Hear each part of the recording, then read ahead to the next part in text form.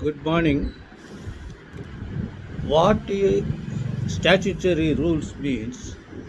Article 309 deals with statutory rules. Recruitment and condition of service of persons serving the union or a state. Subject to the provision of this constitution, acts of the appropriate legislature may regulate the recruitment and condition of service of persons appointed to public services and posts in connection with the affairs of union or any state.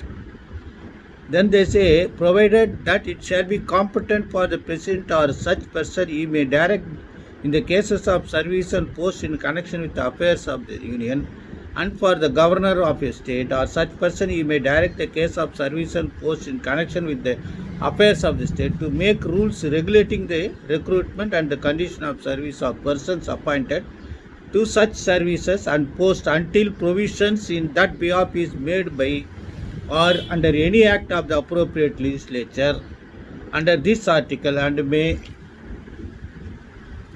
any rules so made shall have effect subject to the provisions by any such act.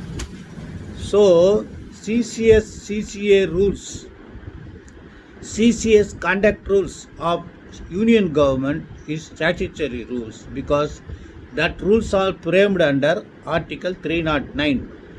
Though it is only rules, but it has got title of statutory rules. As a statute has got power.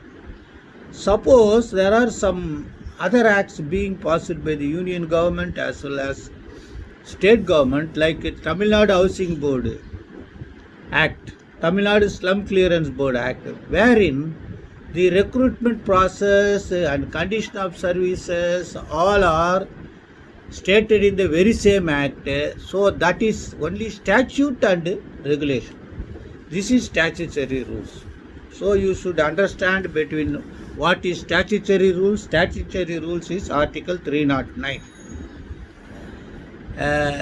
Statute, act and rules is independent act. Okay. If there was no independent act, then this 309 would apply. This is what I want to share with you for the proposed examination on Sunday. Then question of 310. Tenure of office of persons serving the union except as expressly provided by the constitution. Every person who is a member of defence service or civil service of the union or all India services hold any post connected with the defence or civil post under the union holds office during the pleasure of the president, and every person who is member of the civil service of state holds any civil post under the state holds office during pleasure of the governor. So this is a doctrine of pleasure. Not only this post, there are several doctrine of pleasure appointment. Like appointing governor. A governor will hold office till the president's pleasure pleases. Ambassador, like that, several posts are being appointed at the will of president on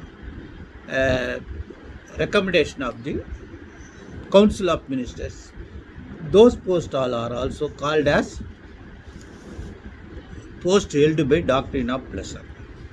So you must understand what is. Then constitutional rights, not as a fundamental rights. Article 311 is there that deals with the dismissal, removal or reduction rank per employed in civil capacity under the union or the state. There are certain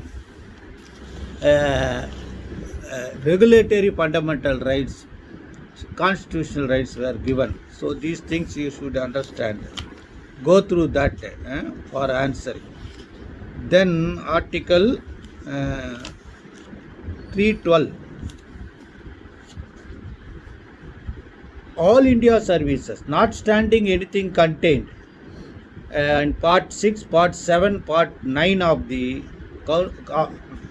Constitution. If the Council of States has declared by resolution supported by not less than 2/3 of members present, and voting, it is necessary or expedient in the national interest to do so, Parliament may by law provide for the creation of one or more all India services common to union and states, subject to the other provision of this chapter, regulate the recruitment and the continuity of service appointed to any such service. Then again, statutory rules for the pleasure of the president. This is what you have to understand. Then next chapter deals with public service commissions. So I hope you understand these things.